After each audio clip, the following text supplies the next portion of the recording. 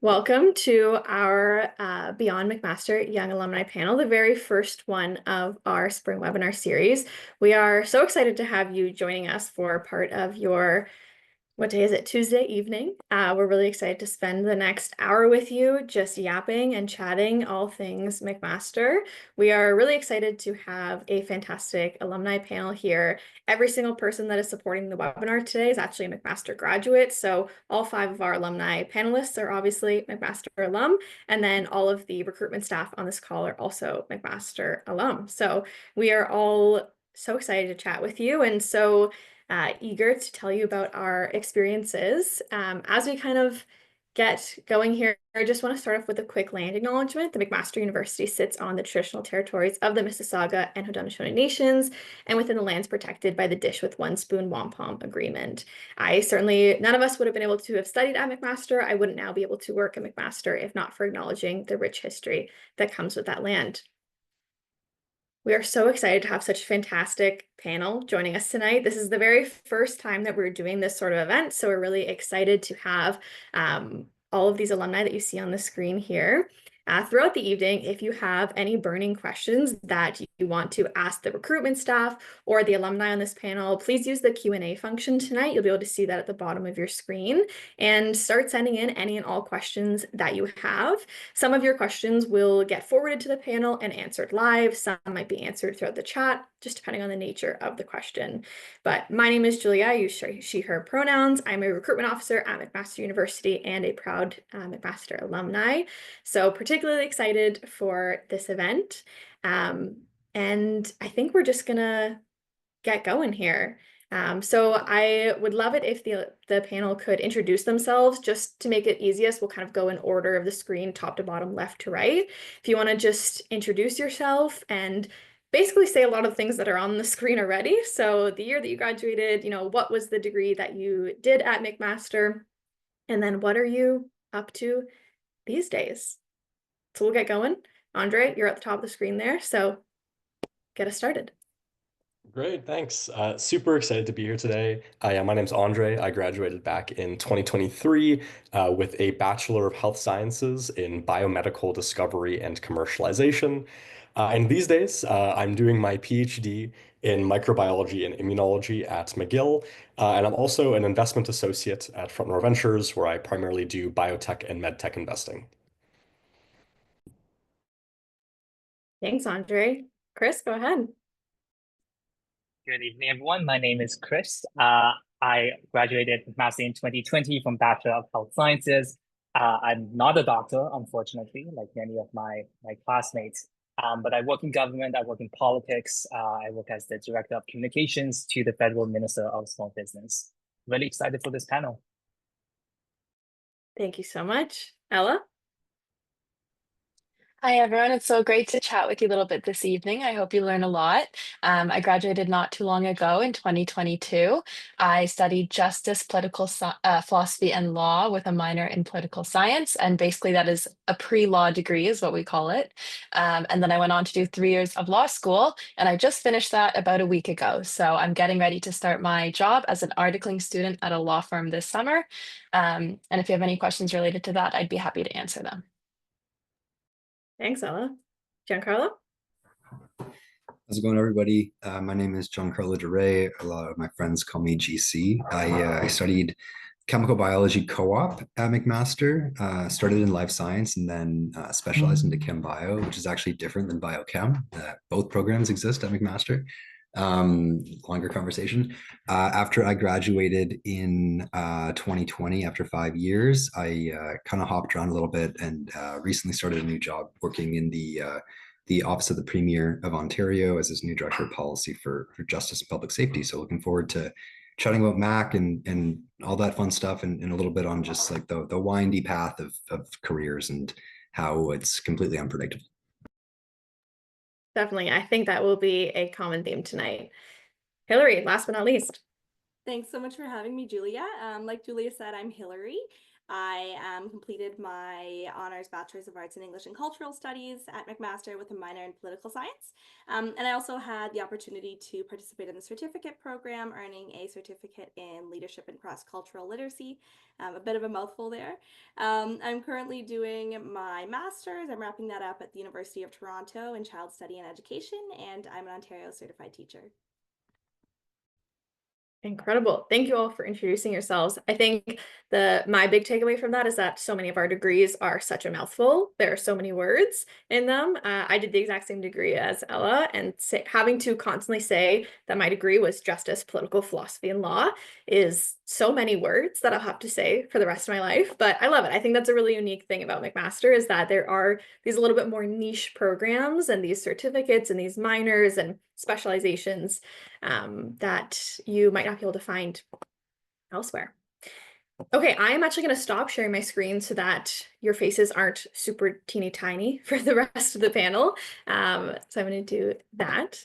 But yeah, I think it's really fun to showcase the fact that, you know, there are so many different types of degrees, and some of the degrees you can have feel very direct in the sense that, you know, if you're going into nursing, you're probably becoming a nurse. And, you know, in Ella's case, she did the Justice, Political Philosophy and Law program, which is often seen as a pre-law program. And she went to law school and did that. But I did the same program and didn't go to law school. And I'm instead working in the recruitment office at McMaster. And, you know, Giancarlo and Chris did different degrees, but are both working in government, but doing different things in government. So I think there is sometimes this pressure of, you are 16, 17 years old, and the program that you decide is going to dictate your whole career.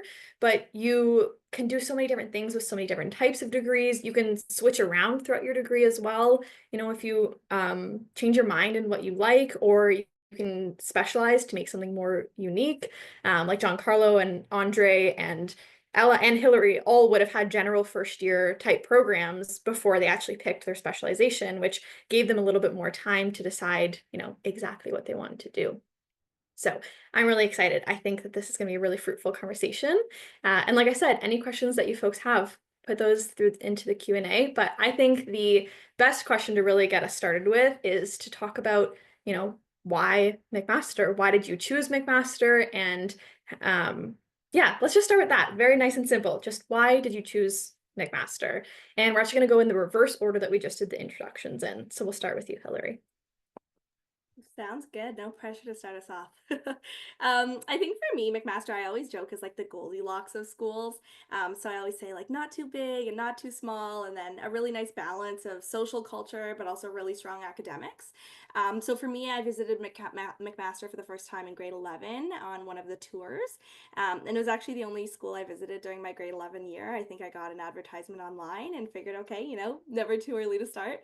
And so I had the opportunity to visit the campus. And for anyone on this call, if you haven't already had the chance to visit the campus, I highly encourage you to do so. McMaster is based in Hamilton, and I think I maybe had a misunderstanding of maybe what the campus might look like, and that it might be in the middle of this big city, but in fact it is really this gorgeous kind of campus tucked away. And I was very surprised to find there was even a hiking trail on campus. So I chose McMaster, I think, ultimately because of the culture of the school. I think you can get a really wonderful education at many universities in Canada, and you know, for me, especially looking in Ontario. But I really appreciated the culture of the school. I loved the campus, and I really loved kind of what Julia was saying about the degrees being very customizable. I came in first year having no idea what I wanted to do, and I've done a lot of job hopping, and I'm still not sure I fully know what I want to do either, which I'm sure will come up a lot during this call. But I think for me, yeah, the beautiful campus, the culture of the school, the degrees that you can customize, that really stood out for me. Thanks, Hillary. And good to know that our advertising and promotional tools are working and got you to campus. That's awesome. Yeah, as Hillary said there, you know, it's really great to go and actually see campuses if you can. I think it gives you a really good sense of whether or not you could actually picture yourself being a student there. That was huge for me. Being actually able to walk around the campus really sold it like that in that day for me. So I definitely agree. And there's lots of different ways you can do that. At McMaster, we have in-person campus tours, we have a virtual campus tour, and then we also have our spring open house on Saturday, May 10th. So lots of different ways you can come and see campus. Giancarlo, why McMaster? The Quick answer is I visited two campuses. I visited Queen's University in Kingston, Ontario, and I visited McMaster. And it was a really rainy day at Queen's. And then I came to Mac and it was like super sunny and I saw a deer and it was awesome. And I was like, this is definitely the school for me. So I'd say there was a little bit of that element, similar to what Hillary was saying, like Mac is such a unique campus with like Coots Ravine behind it and such. So I think a little bit of that element, which I think is part of the reason why they moved from Toronto to Hamilton back in 1930. I was certainly channeling when I was deciding that. And then similarly when I was in grade 12, I remember I was like a science kid, and Mac was like super well respected science place. And I'm also from Markham, Ontario. And so my parents didn't want me to move very far. So it was like an hour and 15-minute drive and that they could stomach that. So yeah, I'd say a combo of those things. And then learned all the other amazing reasons for why McMaster was the right choice when I actually did move. But those were the original decision points, I think. I love that. I'm from Toronto and it was definitely same for me of like good enough distance that it made sense that I could move out. And so I lived in Hamilton throughout my degree, but it was close enough that I could get home pretty easily when I needed to. And I also think that's a really big, nice selling feature in the sense that like for an evening or a weekend, if you want to just hop on the train and get to downtown Toronto for a Jays game, a Leafs game, a concert, whatever it might be, super accessible to do that. Ella, how about you? Yeah, well, McMaster was a really easy choice for me because it was the only school I wanted to go to. And that's for a few reasons. It was close to home, so I actually am from Hamilton. And maybe some of you are thinking you want to go away, move far from home, and that's a great option. But if you're on the fence, staying somewhere close to home and going to university in Hamilton or at McMaster can still be a really new experience, and you can make great new friends and sort of lead like this university lifestyle by staying close to home too. So I really enjoyed being able to come home at the end of the day, but still explore the lovely campus of McMaster. Like some others said, it's a beautiful tucked away little campus. You don't feel like you're downtown. You feel like you're kind of surrounded by nature. The buildings are quite beautiful. And then the second reason I really chose it was for its strong academic reputation. I've had some friends and family attend McMaster, and I know the way that their degree was perceived, and it was very well. And so I kind of knew that I was going to aspire for something like law school where I am today. And that mattered a lot to me as I really wanted a school like McMaster on my resume. So that's what led me to choose that. Awesome. Thanks. And Chris, over to you. All right, so mine was not a very informed choice. Don't do what I did. So I grew up on Prince Edward Island, and I didn't have the opportunity to visit a lot of campuses anywhere across Canada. And the thing about growing up on PEI is that when I was your age, when I was in high school, the only jobs I knew about were doctor, engineer, potato farmer, and maybe lobster fisherman. So those were my options.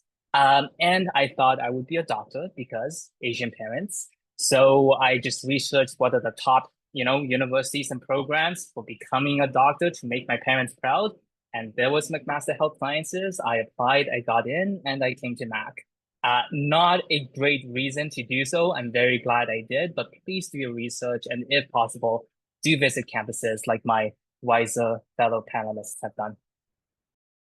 That's a great story. I mean, it worked out for you, so that's great. But yeah, definitely some wisdom in there. Andre?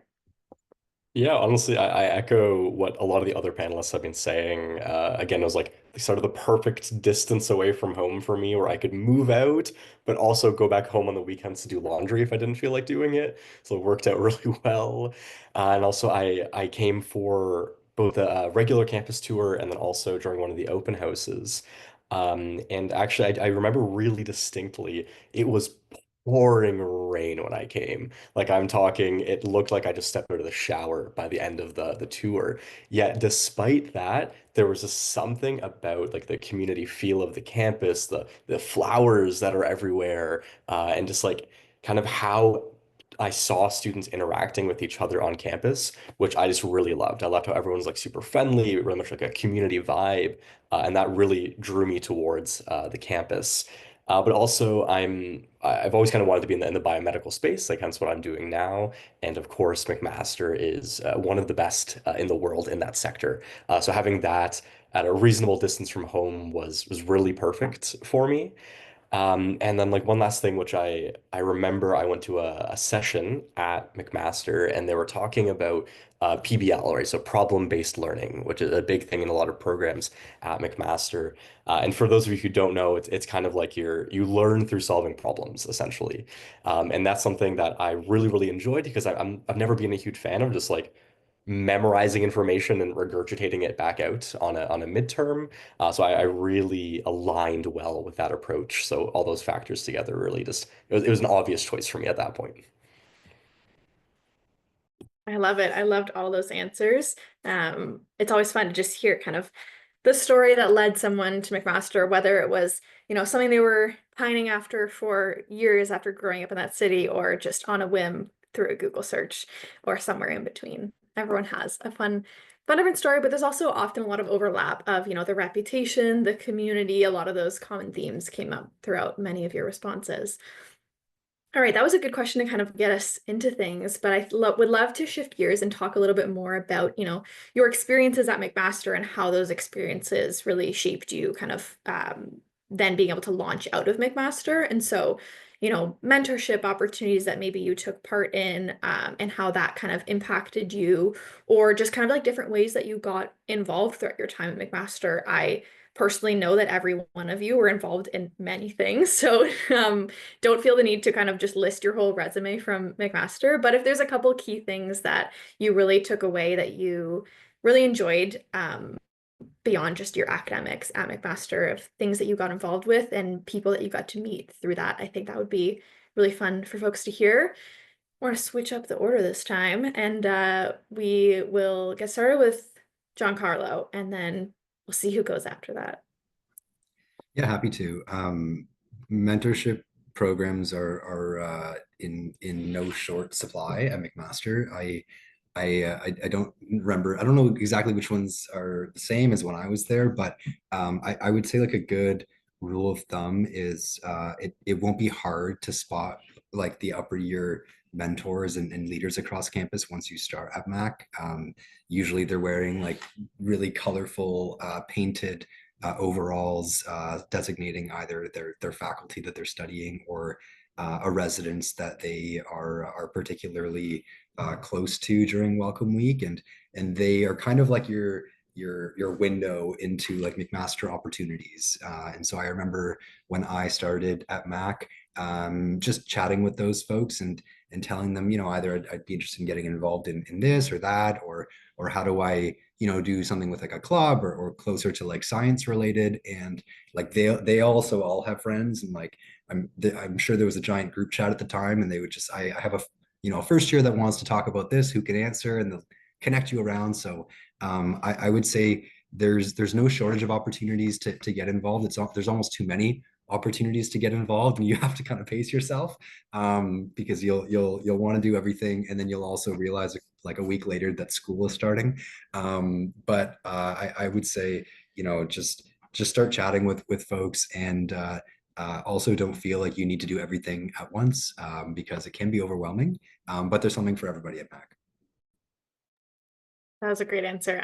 I see lots of head nods, so many people might just kind of agree with many of the things that you said, which is awesome. But Chris, do you have anything kind of to add about that for you? I think the best decision I made at Mac was to go on an exchange in third year. So not many health guys go on exchange, but I really highly recommend it. You get to see different opportunities, different people, different countries. So I went to Asia for a year, and just being with so many people from different countries around the world and studying, that was such an incredible and unique experience. So if I have one recommendation, try to go on exchange if you can. That's great advice. Yeah, definitely lots of our students are able to go on exchange. Typically happens in your third year, and you get to go abroad for a semester or for a whole year. Ella, how about you? Yeah, so mentorship is really important if you choose to go a similar route that I did into sort of political science or law. And I found the biggest mentors at McMaster to be professors. You need professors, or it's great if you can have professors write you reference letters, and many students tend to think about that right at the end of their studies. But if you can start talking to professors in your first year, your second year, your third year, they can really shape the way that you look at your career. So I had a professor who had pursued his master's degree, and he kind of talked me through what that looked like and how he ended up in a teaching role. I started to consider that for myself. I had a teaching assistant who was also doing his PhD, and he was super supportive of my applications to law school, and I was also applying for my master's at the time. And so he wrote me letters, and he still follows up with me to this day, actually post law school, and asks like, "How did it go? And how are you doing?" Um, and so I just find that even leaning on professors as mentors, they want to give you their time. Like the classes are big and they're busy people, but if you make genuine connections, they can be so helpful and they have a lot to share. They've been down this road before.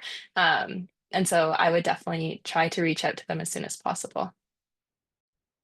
Definitely, yeah. Professors and teaching assistants will often have like office hours every week. So you can just kind of go and chat with them. And I think sometimes it's good to remember that if someone is a professor, they've been studying that thing for so long. Like they love that thing and they love talking about it. And so they're excited to chat with students who are, excited and kind of starting that path as well. Hillary, how about you? That's such a nice reminder, Julia. I think so many of the professors you forget they are really just continuing to study and they love what they do. And I mean, I'll never forget. I don't know if anyone else took what was it, first year political science with Dr. Todd Alway. I just like I'm seeing so many head nods and like that was truly one of the best courses I've ever taken. So bit of a blast from the past, but I think that speaks so much to the energy that's on McMaster's campus, whether it's coming from students, professors, or any other kind of potential mentors. And I think my biggest piece of advice as far as mentorship and getting involved goes is to find something that connects you to home. So for me, I had done mock trials all throughout high school. I took law class, and so I actually got involved with McMaster mock trials at university, and I was a general member in the first year, and then in my second and third year I had the opportunity to be on the exec, and then in my fourth year I had the opportunity to be the co-president of the club. And I think people sometimes always, I don't know, like direct themselves into extracurriculars or mentorship opportunities that are only aligned with their degree. And so in my case, that would have been English. But I encourage people to step outside of their comfort bubble and do something that they enjoy, that maybe was a club they enjoyed in high school, or just an extracurricular that sounds interesting and exciting to them.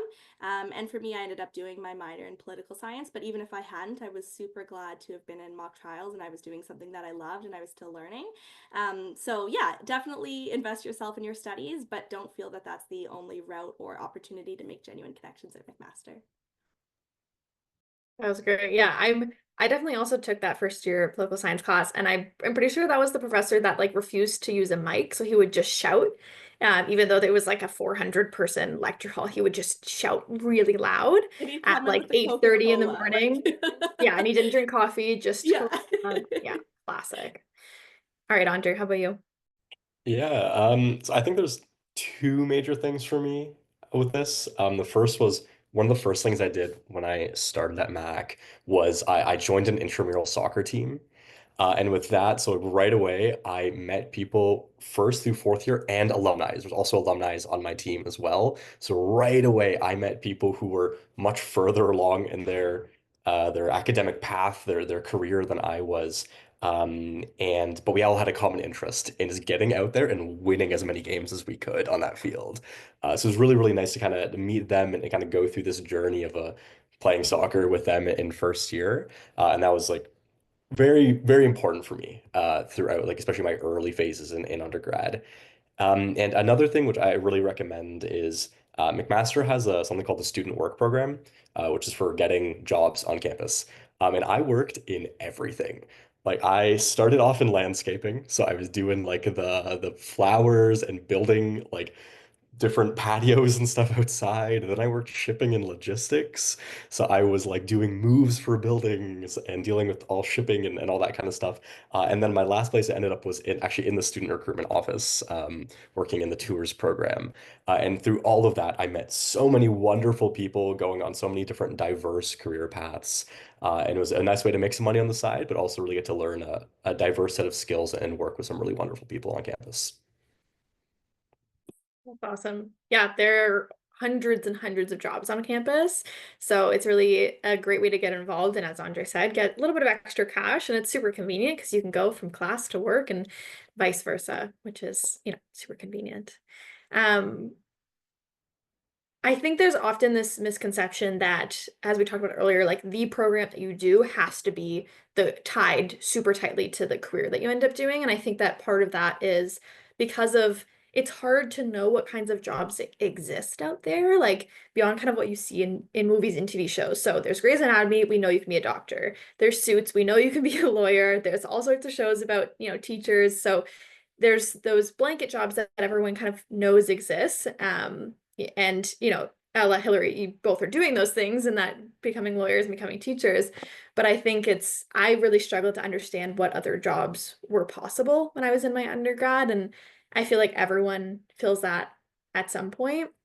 And some of you are working jobs that are so entirely not tied to the program that you did. Like my job is not at all tied to the program that I did, but I was able to learn a lot of soft skills and I was able to practice my public speaking through my program and my reading and my writing, which really lent well into now the job that I do. So I would love for folks to maybe just kind of touch on that and that experience of the program that you were choosing and the career that you maybe thought you wanted to do when you came into the program and kind of how that changed and evolved over time.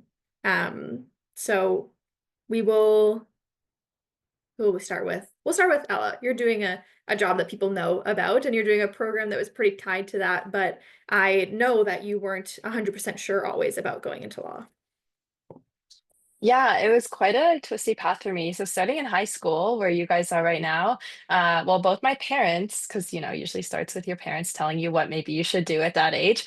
Both my parents were chemists, and so I took chemistry in high school. I took biology, and I decided it was not for me. Actually, science was not calling my name, but I knew I loved to read and I loved to write, and I started looking at careers where my interests would be able to shine there.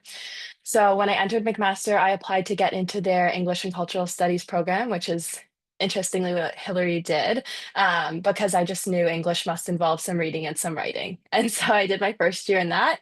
And I took a look at sort of the courses I would take over the next 3 years if I stayed in that program. And I started wondering if maybe it wasn't for me if I wasn't quite as excited about these courses as I thought I would be. And then I started to panic a little bit, as you do in your first year when things seem to be falling apart. Um, and my mom pressured me to take a law course, just one law course in first year, Introduction to Law at McMaster. And I was like, okay, fine. Even though it was on like a Monday morning at 8:30, I took the course. Um, and it was with a professor that if you go to Mac, you'll probably have if he's there. His name's Professor Grillette. And I loved it. I loved the course. I loved the subject matter and I loved the professor. And I said, this is what I want to do basically for the rest of my life. I want to do law. And so, because McMaster is very flexible with kind of changing your program or changing your major, I was actually able to apply for the second year program, JPPL, which is what I graduated with. And I could rank some other programs I was interested in as well. So I also ranked political science with different specializations. And at this point, I didn't really have any idea what exactly my job would be, but I just knew that I was going to try this sort of pre-law thing. I enjoyed political science. I enjoyed sort of community. Maybe I'd work in government. And so as I got into fourth year and, the pressure's on again to keep thinking about what you're going to do next, I decided to apply to law school. And I decided to apply to some master's programs for public policy to work in a government role. And I had lots of options available to me. I got into some of both, and I chose law school because I thought it would open a lot of doors for me. But clearly, it wasn't a straight path for me. I just think the best advice would be to do something you're passionate about, stay true to yourself, even if friends or family, have certain ways that they think you should pursue your education. At the end of the day, you'll be happy if you choose the path and choose the topic that interests you the most. So. That would be my advice. Amazing. All great words of wisdom. So thank you for sharing that. And yeah, definitely there's a lot of pressure, it feels like, but you have a lot of time to figure things out and change your mind, I think is an important lesson. Chris, you were nodding your head a whole bunch throughout Ella's last bit there. Go ahead. Yeah, yeah, no, I think Ella was like spot on. I think it's exactly what Ella mentioned, right? Which is be passionate, like know what you're passionate about, but also keep an open mind throughout the process. You don't need to go into university knowing exactly what you want to do. I think most people don't, and that's okay. Um, University is a place for you to find out what you like, but also what you don't like. In first year, organic chemistry was when I realized that I can never be a doctor, right? So opportunities like that do come up. I think Ella offers some great advice. I'll just add a few. I think one, take as many electives as you can in as many different parts as possible. I had the pleasure, to Hillary's point, of taking Todd Always political science classes, and that was absolutely amazing. And I think that's part of the reason why I work in government now. So don't just take the bird courses just because it's easy, right? Like take courses that you're actually interested in. There are lots of conferences on campus that you can go to. There can be an engineering conference, there can be a business conference. Go to those. You don't have to stay, you don't have to talk to people, but just see if it's something that you're interested in. You never know. And I think the last thing I would say is feel free to reach out to McMaster alumni. I got my first job out of university because I was LinkedIn messaging McMaster alumni. They're all extremely kind people, and they were in your shoes once upon a time. And you, as a student, have the magic power of saying, "Hi, I'm a student. You're an alumni. Can I ask you for advice?" And nobody would say no. So take advantage of that. Reach out to as many alumni as you can. Ask questions. Have coffee chats. Because we're all here to make sure that you succeed.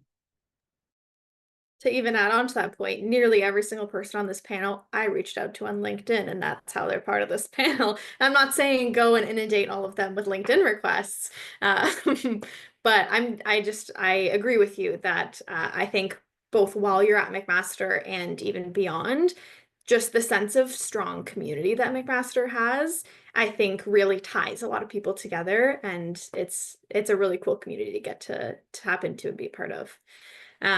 Andre, I'll go over to you next, and I think it would be not to put you on the spot, but because I know this about you, I know that you actually didn't get into the program initially that you wanted to at McMaster and kind of pivoted, and you have then talked about that being kind of like the best thing that happened to you.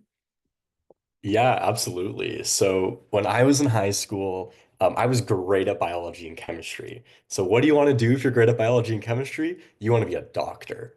And that is 100% what I wanted to do. So I applied to Mac Health Sci.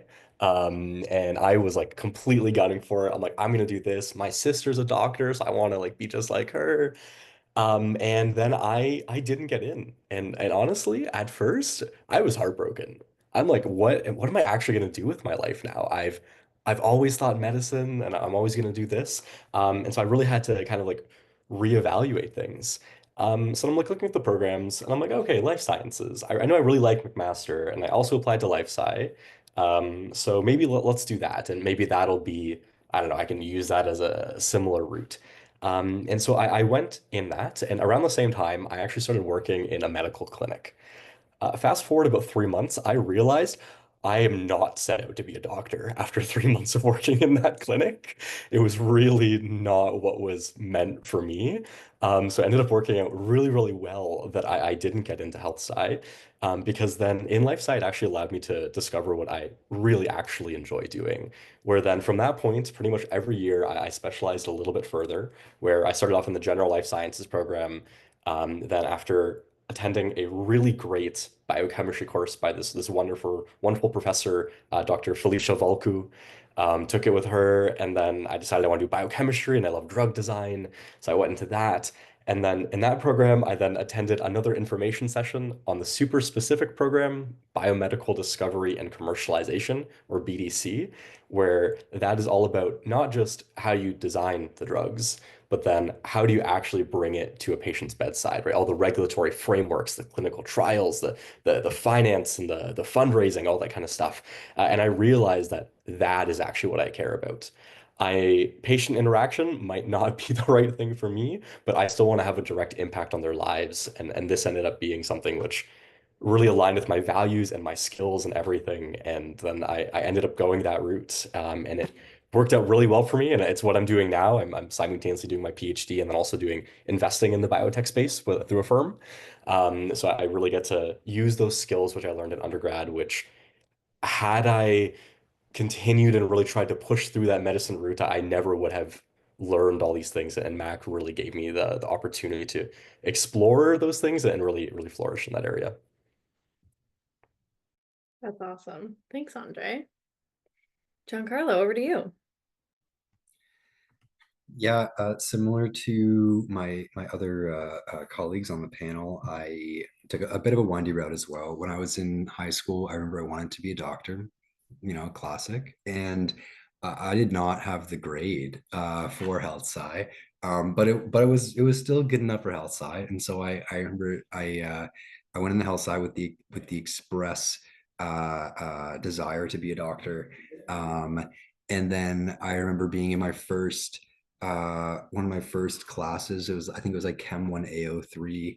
And I remember the prof saying, out of everyone in here, raise your hand if you want to be a doctor. And like a million hands went up, and prof was like, great, like two of you will be a doctor. And like everyone's looking around, like, yeah, that's gonna be me. And it's so far. Like I wrote my MCAT the next year. I realized while writing the MCAT that I didn't want to be a doctor. Like literally halfway through the MCAT, where I was like, this is dumb. I don't want to do this. I'm not enjoying this, and I still have 4 more hours of this exam. And so I just AC/DC'd the rest of it. And after that, I was like, oh, wow, okay, I don't know what I want to do now. Thought I wanted to be a chemistry professor. And then I worked in a chemistry lab and I didn't enjoy it. And then I wanted to plan the Olympics, like event planning. Quickly moved away from that one as well. It became a running joke in my family that every 2 weeks or so I would change my mind, and my parents just stopped asking.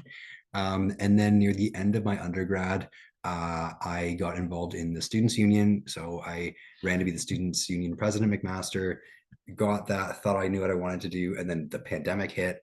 And then I was like, what do you do after that? Similar to Ella, applied for like public policy master's programs after, ended up doing a U of T kind of like master's program for public policy. Then I thought I wanted to go into consulting. I was like, consulting sounds fun. Tried consulting, didn't enjoy it. But then I accepted the offer to return, and then I reneged on it. I applied to do another undergrad in engineering science at U of T. I got accepted, deferred it a year, accepted the deferral, and then canceled it. And then I ended up as a political staffer in the Ontario government. And now I've like worked for ministers of labor, immigration, transportation, and public safety. And so it truly will change. I would say, in addition to picking a program at Mac that you are passionate about, pick something that you're curious about. Like pick something that you genuinely want to learn more about, because it may be the thing that you end up doing when you graduate. It may not be the thing that you end up doing, but hopefully like it's actually interesting to you. And like if you go to class each day actually curious about your degree, and don't get me wrong, like I loved chem bio, like I was very curious, and that's what made me want to study it. I remember being in life sci and being really frustrated in my first year when I would ask like why to the prof, and they'd be like, just because, what do you mean why? And I was like, there must be a better answer than this. And then I realized that like chemistry got me that answer, and I really enjoyed that. But anyway, all that to say, it is a windy path, and I don't even know what I want to do after this. And so I've just kind of given up on being committed to a path.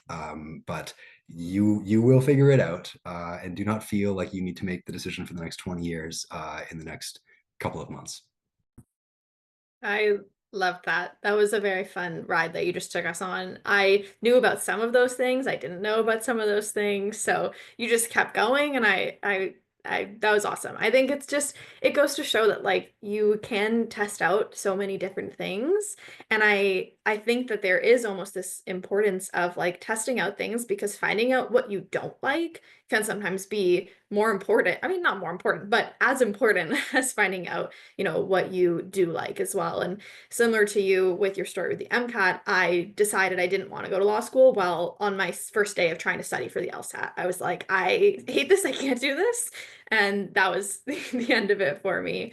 But I loved your bit about like curiosity as well, for sure. I think that that's super important. And I think, you know, you can do a lot of different things, a lot of different types of degrees. Like my job, for example, you could have a very different, almost everyone in my office has a different degree.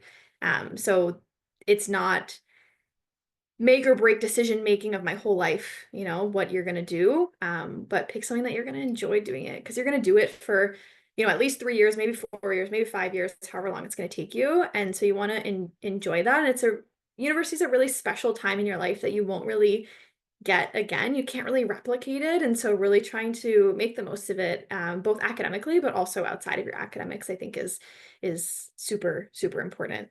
I'm hijacking time. So Hillary, your turn. That's okay. No, I think Giancarlo is saying exactly almost what I need to hear, because ditto. I think my route has been very windy and curvy and with like 6 detours. But no, I'm so happy to be where I am now. And I think something that I can encourage folks to do is just kind of take things step by step. I think kind of like what he was saying about not having to know what you're going to do in 20 years from now. Because the fact of the matter is, as long as you can get, your bills paid next month and you're happy enough in your job, that's okay. And it's okay to know what you want now and not know what you want 10 years and 15 years from now, because you're also going to be a very different person at that point. And I think there's a lot of research coming out as well that suggests that, very different from maybe our parents' generations, folks coming out of school now are transferring careers and transferring skills and working in many different industries, which is very foreign. Both my parents were elementary school teachers for 26 and 29 years respectively, and they loved what they did, and they never felt the need to change, and they felt supported, and they loved their students, and I love my students as well, and I love teaching. I think it's an amazing opportunity. With that being said, I'm about to start potentially as a first year teacher in the fall. However, as you all know, schools are closed in the summer, and so I started thinking, okay, what am I gonna do? Am I gonna tutor? Am I gonna work as a summer camp counselor, like thinking about fields in teaching? And then I saw a marketing and public relations company that I had applied for an internship with about 3 years ago and didn't get. But I've been following them for the last few years, and I'm a bit of a fan. And so I saw they had a job opening, and I applied for it, and I went through the interview process, et cetera, et cetera, et cetera. And I actually just accepted an offer there last week. So I'm very excited to be starting, thank you, in May. And that's not at all to share exciting news. It's not a fancy high paying job. I'm not the CEO. I'm just going to be the new intern. But the reason why I do share that is because I think everyone was expecting me to start supply teaching immediately and to start working in a school immediately. And working in kind of marketing and social media and public relations and communications isn't necessarily what I've studied for the last 2 years, but I'm also really confident going into this role because I know the skills I picked up at McMaster equipped me. And so, being an English major, a lot of people, I think when I was starting university, they're like, why would you want an English degree? Like, why are you going to get an arts degree? And I'm the biggest offender of it. Who wouldn't want to write and think and speak and communicate clearly? I think it opened up so many doors for me. And so, I'll be a little bit of repetitive, but just echoing what everyone else is saying, study what you're curious about and follow what feels right for you. Don't just do it because your parents did it, or don't just do it because your parents are telling you to. And I know that's complicated when maybe they're paying for your degree, but in the long run, if you have the opportunity to choose what you're studying and to do something that you're passionate about, I can't encourage it enough, because you never know where it'll go. And I always say that education equips you with skills. So it's not just necessarily leading you to one career, but it's skills that you can apply to hundreds of careers that maybe don't exist yet. So that's my advice. I feel like I'm just beaming throughout this whole panel. I am just soaking up every word that all of you are saying. And so I'm sure that these students are as well. We have about 10 more minutes, so we'll see what we can kind of squeeze into that amount of time. But maybe I'll take a second. Is there anything that you folks just want to share? Like whether that is, some talking about your time at McMaster or a memory that you have, or how McMaster kind of helped you grow, or just something that you weren't expecting at McMaster or beyond, like literally kind of anything that you're like, oh, I really want to talk about this, or like, oh, I really wish that when I was in high school, I knew this thing, or I could tell myself this thing. And we'll try not to be repetitive over the things that we've said already and, really hammer those things in, but just kind of generally like the things that you wish that you could go back and tell yourself, or yeah, just anything that any wisdom you want to impart on the folks that are joining us today. I'm trying to look for who's nodding the most, for who's the most ready to answer. Andre, you unmuted. All right, we'll do Andre and then John Carl. I'd say one thing at McMaster that, at least in my area, that there was a large emphasis on was skill development over just absorbing knowledge. And I wish I took more opportunities to take those courses when they were offered around me, because now people don't come to me for the things that I know. You can Google that. People come to me for a skill that I have. Employers look at me for because I can do this specific thing. So I think like if I were to go back and like tell myself something, it would be really just like try to really take those skill-based courses. And I think Mac honestly does a really wonderful job, which having a very wide variety of those. So I'd highly encourage you to keep your eyes open for that at Mac. That's a great point. Giancarlo, you also seemed really ready. Yeah, I think like in addition to all the pieces around like professional development and all of these areas, like the one thing maybe I'll just reiterate is like take time to have fun. Like there somebody once told me like you don't realize, sometimes you're having like the best moments of your entire life until after it's over and you're like thinking back to it. You'll also never be within like 25 minutes walking distance of all of your best friends ever again in your entire life.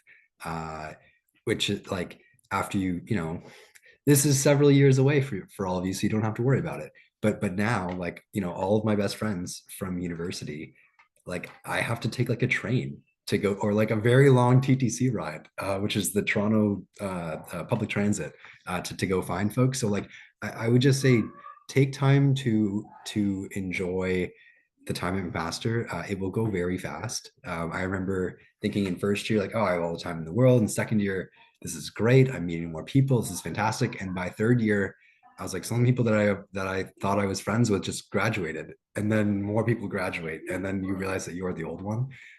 So I would just say like, take the time to just enjoy what you're doing with your friends. You're gonna learn a million things. You're gonna, find a bunch of doors opening, and I promise it will all work out.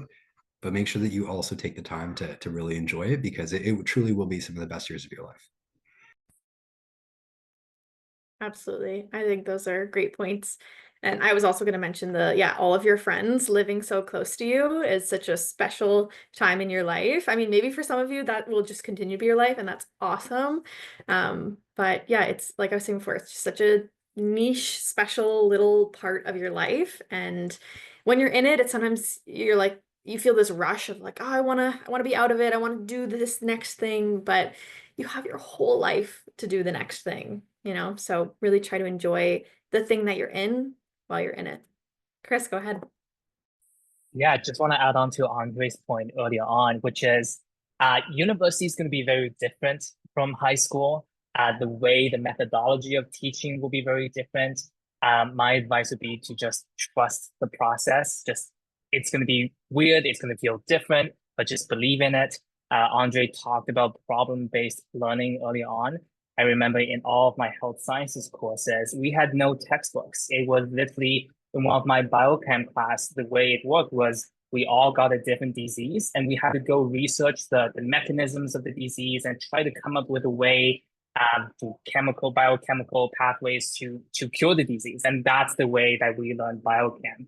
I still cannot name a single amino acid, but the point being is and Andre put it very well, which is in the world where you can chat GPT or Google anything, it's not so much the knowledge that's important, it's the way that you find knowledge, the way that you learn, you know what questions you need to ask.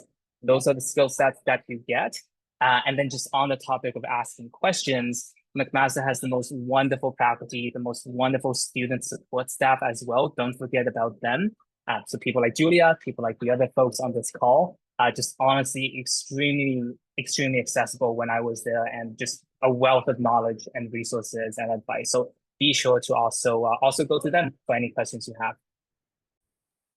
Absolutely. I always like to remind students that you're paying for a lot of these services as part of your tuition anyway. So take advantage of those things. Things like the Student Success Center, where they can help you look over your resume and help you with prepping for job interviews. And you can even continue to use the Student Success services beyond graduating as well. So tapping into those things that are right at your fingertips. Hillary, go ahead. Thanks so much. I wrote down 3 things really quickly because I have a terrible memory. So I literally grabbed my pencil and I was jotting down. The first one is get LinkedIn. I love LinkedIn. I'm on LinkedIn way too often. I shouldn't be on LinkedIn as often as I am, but I really do enjoy it. And what I would say on LinkedIn is engage in authentic ways. I think we've all seen tons of posts that are maybe a little bit of a stretch and have a creative flair to them, and a lot of really great storytelling elements. But I think what sets people apart on LinkedIn is when you're really authentic and posting things that light you up, and posting things that are exciting to you, and opportunities that are exciting for you, and that are engaging, and commenting on the posts of people that you know or the people that you look up to. And I think that's really important. So not only getting it, but finding ways to engage authentically. And yeah, please feel free to connect with me on LinkedIn. I know Julia had mentioned it earlier. I love LinkedIn. I think it's awesome. I got a job there 5 years ago, literally through LinkedIn. I applied, didn't think I was qualified, and I'm still working there 5 years later as a part-time job. So I really encourage that. The second thing is actually very similar, but I just wrote, just do it. I think imposter syndrome is huge. I think you always think that there's someone better than you. And maybe there is, but also maybe there isn't. And maybe you are the best person for the job. And I think Andre talked about it as well. A lot of places are looking for skills. They're not necessarily looking for someone that has the perfect degree. So if you can go in and sell yourself, then you're the right person to do it. So I encourage people to apply, whether it's for a scholarship, a part-time job, a job on campus, an internship. Aside from your time, which I know is valuable, you really have nothing else to lose. So just throw yourself out there. And then the third thing that I wrote down is actually based on something. I just opened up the Q&A, and someone had asked about diversity at McMaster, and specifically in the engineering program. And I think that's something I would really love to highlight. So my sister's still at McMaster. She's about a year or two younger than me, and she's in McMaster's Integrated Biomedical Engineering and Health Sciences program, another mouthful there for you. And it's a really fantastic engineering program at McMaster that I believe is the only school in the country that offers it. And what I can say is that from her experience and from talking to her, I'm really amazed to see what McMaster is doing to open up opportunities for those in diverse communities, whether that's based on gender or race.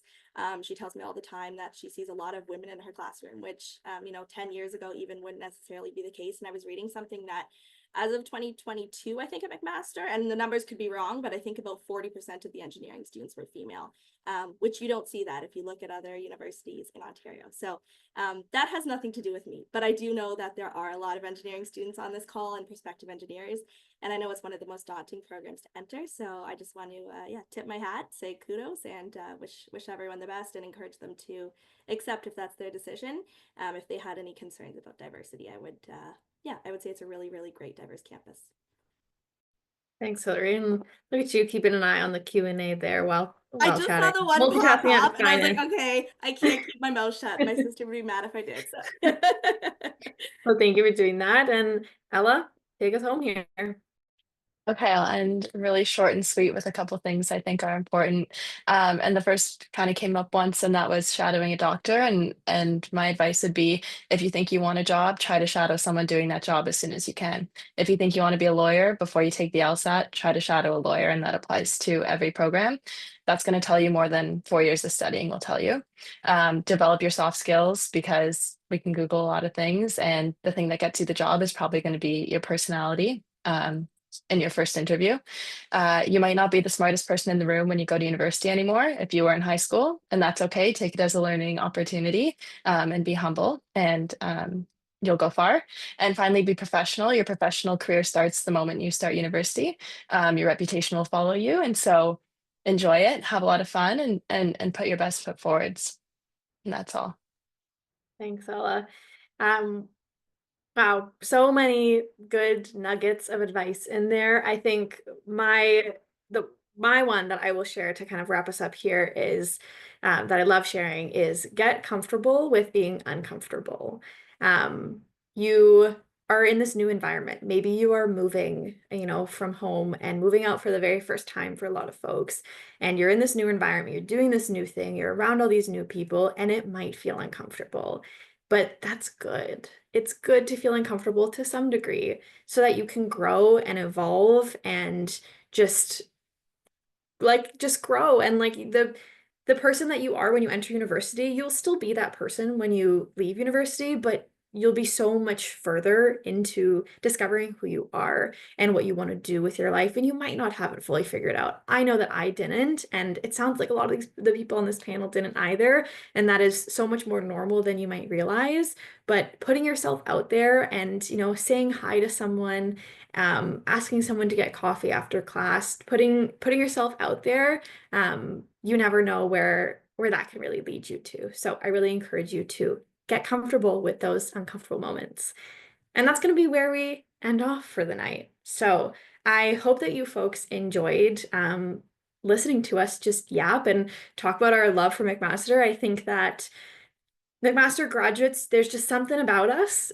We can't stay away for too long. And I think all of us just kind of love talking about our experiences and feel really passionate about McMaster. And I think that you can see that, as we are kind of chatting. So we are so grateful that to this panel, for all of you for participating in this event. This is the first time we've done an event like this, and I loved it. I think it went really well. I loved hearing from each and every one of you about what you're up to and your experiences at McMaster. So thank you for being honest and vulnerable and sharing those experiences with us. I know I sure appreciated it. So I can only imagine for the folks who are watching that they did as well.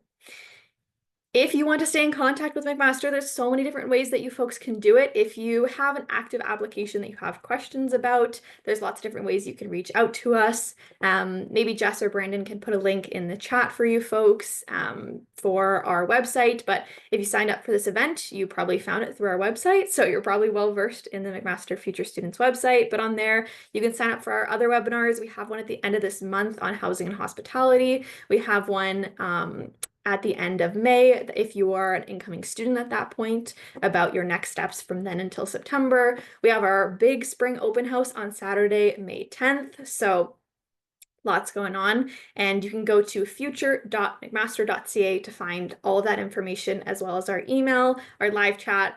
There's almost too many different ways to reach out to us. So pick your favorite one and we'll find you on there.